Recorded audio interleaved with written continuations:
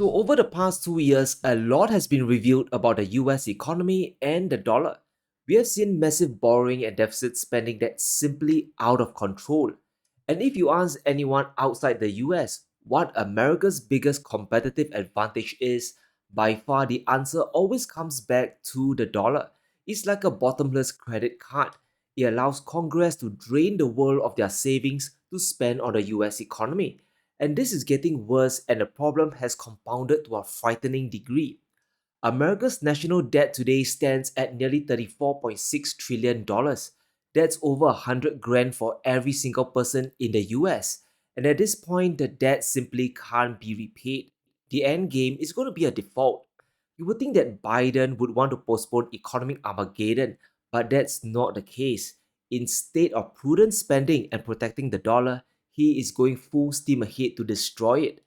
Biden's sanctions man has confirmed the reserve currency is going to lose even more trust on the world stage. Dalip Singh is preparing to extend the weaponization of the dollar even further. He wants to sanction countries that trade with Russia in addition to seizing the frozen assets for Ukraine. Now, I don't know about you, but this is a surefire way to torpedo any confidence left in the system. It's definitely not helpful when you realize the US is heavily in debt and needs to borrow money to finance itself. It's really concerning when banks all over the country are sounding the alarm. Goldman Sachs is forecasting debt to GDP to hit 130% by 2034 in just 10 years. That's a third more than the entire US economic output. It's simply unpayable and will result in high inflation before the eventual collapse. And it's so bad that even the Federal Reserve is raising the red flag. They are warning of the consequences of US sanctions. The more Biden continues to punish Russia, China, and other countries, the quicker the demise of the dollar's dominance. Rising geopolitical tensions, sanctions against Russia, China's efforts to bolster usage of the renminbi, and economic fragmentation all can affect the international use of the dollar, most visibly as a store of value and reflected in its use in official foreign exchange reserves. These same factors can also affect the dollar's role as a medium of exchange, for example, with its use in trade invoicing, global banking, international debt issuance, and foreign exchange transactions. Fed Governor Waller isn't wrong. The more America weaponizes the financial system against the world, the greater the fear from countries. Sanctions always backfire on the user, and once the cat is out of the bag, the only option left is to escalate. It's not just America's enemies that are getting threatened, their biggest allies are also at enormous risk. Things have gone off the rails. The head of the US Treasury, Janet Yellen, gave their biggest NATO ally a warning. She told German banks to comply with sanctions on Russia. And if they didn't, the US might actually cut away their access to the dollar. It's really actions like this that truly undermine the reserve currency. It's a reminder to the world of the prison they are trapped in. If you don't behave, a lot of bad things can really happen to you. We can cut away your access to SWIFT, to your reserves, and decimate your local economy. But we are beginning to see the limits of punishing the world. The consequences of using the dollar as a weapon are becoming more apparent. It isolates America both financially and diplomatically as well. When US senators started to threaten sanctions on the ICC, that was the final straw. Even Washington doesn't dare cross the line. Just want to get your reaction as well to the House Republicans asking for sanctions against the ICC or some of its officials. Is that something that the Biden administration is going to support? No, we don't believe that sanctions against the ICC is the right approach here. No. I mean, look, we obviously don't believe that ICC has jurisdiction. We certainly don't support these arrest warrants. We've said that before.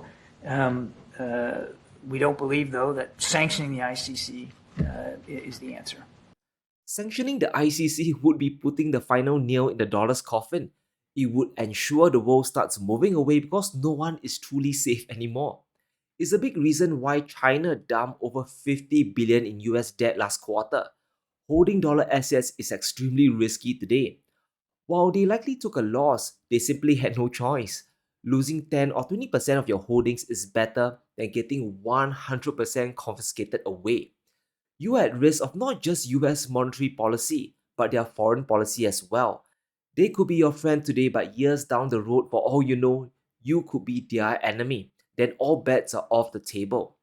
Because of dollar weaponization, the world's number one reserve asset, US Treasuries, are being rejected. They're getting sidelined.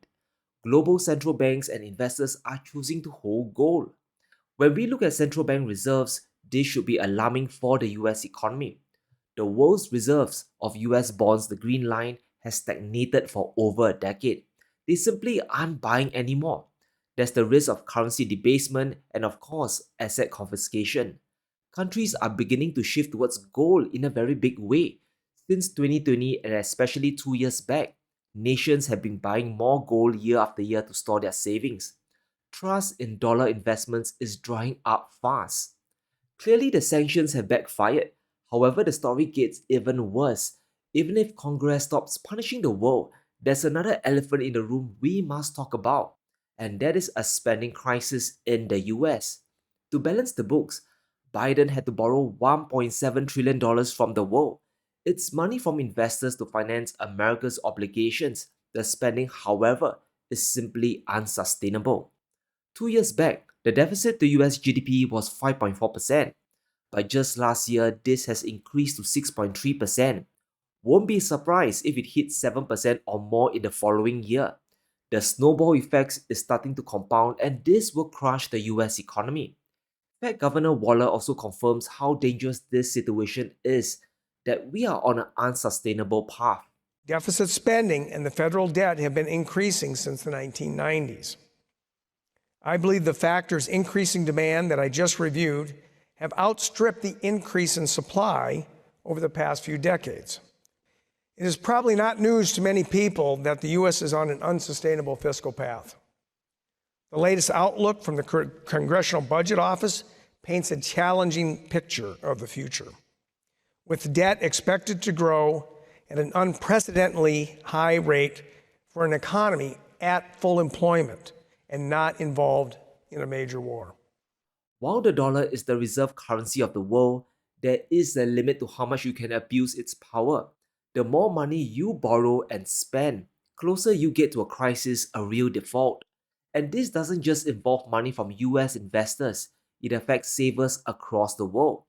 Private people's money and the reserves of global central banks are now at risk. And a big shout out to our sponsor today, Indigo Precious Metals. When it comes to buying gold and silver, I trust Indigo Precious Metals in Singapore. They have made investing in precious metals safe, fast, easy, and simple for both small and large scale buying.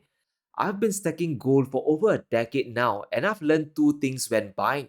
You want to buy authentic gold bullion, and you want to buy it at the lowest premium possible to stretch your dollars even further. And I'm glad to say I found both of this at Indigo Precious Metals. There's a lot of uncertainty in the world today. We have geopolitical chaos and the values of fiat currencies getting debased. Inflation is not gonna end, and that's why I consistently buy gold to preserve my wealth. Indigo Precious Metals is a leading retailer in Singapore. They specialize in physical gold, silver, and platinum. They are my one-stop shop when it comes to buying bullion. Their prices are sharp, and they have the best brands on sale, and I can test the gold on the spot. So if you're looking to make your first gold purchase, Indigo Precious Metals is the best place to start. Whether it's 1 ounce or 1 kilo, this is the reputable dealer you are looking for. So take action today. Click on the link below and enjoy a discount on your first purchase with the code SeanFu. Start your gold stacking journey today. The CBO is forecasting a big surge in US debt costs from today till 2034. Net interest payments on the debt will hit 3.9% of the entire GDP. The interest costs will exceed World War II levels, which is simply insane. The hard work of people in the US is getting leached away to pay interest on the national debt. People's quality of life is simply going to decline. It's really easy to close our eyes and just ignore the numbers, but the spending risk is already being felt in the markets. If you know spending is unsustainable and inflation will be a lasting problem, the last thing you want to hold is treasury bonds. You'll start exiting US debt, or at the very least, you won't be buying any new ones. And that's why demand for US treasuries have been hit. Yellen is trying to sell off even more debt to raise funding, but buyers simply are not there. Because of this, bonds started selling off and yields across the board are starting to rise again. The 10-year yield, which controls borrowing costs across the US, is rebounding higher. Within hours, it rose by nearly 10 basis points, which is an enormous, gigantic move. This obviously isn't good for an economy addicted to deficit spending. It accelerates the entire debt spiral, a situation where borrowing money will force you to borrow even more until an implosion happens. It goes without saying this makes the US economy highly unattractive. It's like playing a game of musical chairs. Yes, investing in America can help you earn money and maybe even get rich, but the music is gonna stop, and when it does, you don't want to be left holding the bag. Either the bonds you hold will crash in price or the dollars they return get massively devalued. You can buy less stuff with it. Recent events from the White House are also making the country uninvestable. Thanks to the coming elections, Chinese companies are at big risk. They are facing a wave of negative sentiment. Contracts are being cancelled and billions of dollars in deals are falling apart. US companies are getting afraid of dealing with Chinese firms. They could always get sanctioned or torn apart by regulations. If you're a businessman in Beijing or anywhere else in the world, the US is looking risky to invest in. It's China today, but it might be you tomorrow. And thanks to this, Chinese investment into the country has fallen dramatically. China used to pour billions of dollars from 2014 to 2018 into the US year after year. In 2016 alone, this hit over $27 billion. Dollars. But this has dropped to under 500 million 2 years back. Smaller countries like Spain and Singapore actually invested more than China. It's another sign of decoupling between the two biggest economies in the world. The biggest problem the US has today is trust that they will manage the dollar well, and confidence that deficit spending can be contained. And as trust continues to dry up, so does money into US assets and companies. This is only going to end badly. The funds will have to be borrowed at higher rates, and even when the money is borrowed into existence, I kind of suspect it won't be spent wisely. Where in the Constitution does it say we can take money from everyone and give it to a private company? That's unconstitutional. The Metropolitan Museum of Art is giving $1.75 million. You say, well, I love art and we need to fund art. This is a regional art museum, and it's a museum that has a $5 billion endowment. Some of the richest people in our country give to this museum, and that's great. Their names are on the wings of the museum. That's great. We have always had support by rich people in our country for museums. That's great. But we don't need to be taxing the everyday working man in our country to send another $1 million to a museum in New York that has a $5 billion endowment. It's really important we appreciate the severity of this problem. The US economy is suffering from a big deficit of trust, and trust is everything. That's what underpins the financial system. The endless wars plus government spending are starting to boomerang back. The Federal Reserve's admission tells us the situation, unfortunately, is only getting worse. I'm sure you've seen news of fast food chains like Burger King and McDonald's bringing back their $5 meals. It's not because they want to, but because people are going broke. There's still an inflation problem in the US, no matter how much the White House wants to deny it. And going forward, there's going to be a horrible debt crisis as well. But let me know what you think. Can the US get out of the debt problem, and can they restore trust in the entire fiscal system, in the entire US economy? Let me know in the comments below. Stay safe, be sure to smash the like button and subscribe as we navigate through these crazy times.